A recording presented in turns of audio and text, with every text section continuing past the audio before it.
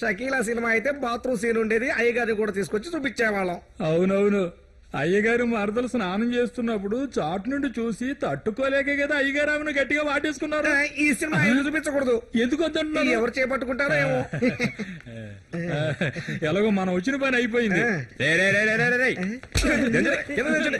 మీ ఇద్దరికి చాలా సార్లు ఎన్నో విషయాలు చెప్పాలనుకున్నా. సినిమా చూడటానికి వచ్చిన సినిమా చూసి వెళ్ళిపోవాలా, అనవసర విషయాలు జోక్యం చేసుకోకూడదు.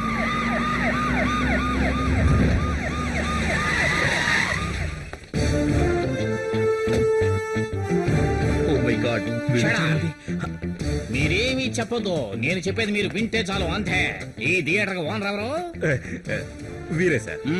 నువ్వెవరు? గడ్డం త్వర గుండావా అని ఊళ్ళో వాళ్ళందరూ అంటూ ఉంటాను. నువ్వేమంటావు? నేను చాలా అమాయకుడి సార్. నువ్వు తప్పుకో. మీరెవరు? నువ్వు తప్పుకో. ప్రస్తుతం ఈ థియేటర్ లో రన్ అవుతున్న ప్రింట్ ని తక్షణమే నా కంట్రోల్లోకి తీసుకుంటున్నాను. ఎందుకని? ఎందుకంటే నువ్వు మా స్టేషన్ కు వచ్చావనుకో, అన్ని నీకు డీటెయిల్ గా వివరంగా చెబుతాను. పండిఖో, ఇక్కడ మీకేం పని? ఇంటికి రానే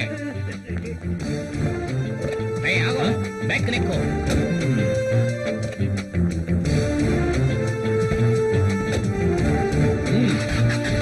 తొందరగా ఎక్కండి, పడిది తిన్నగా స్టేషన్ కు పోని.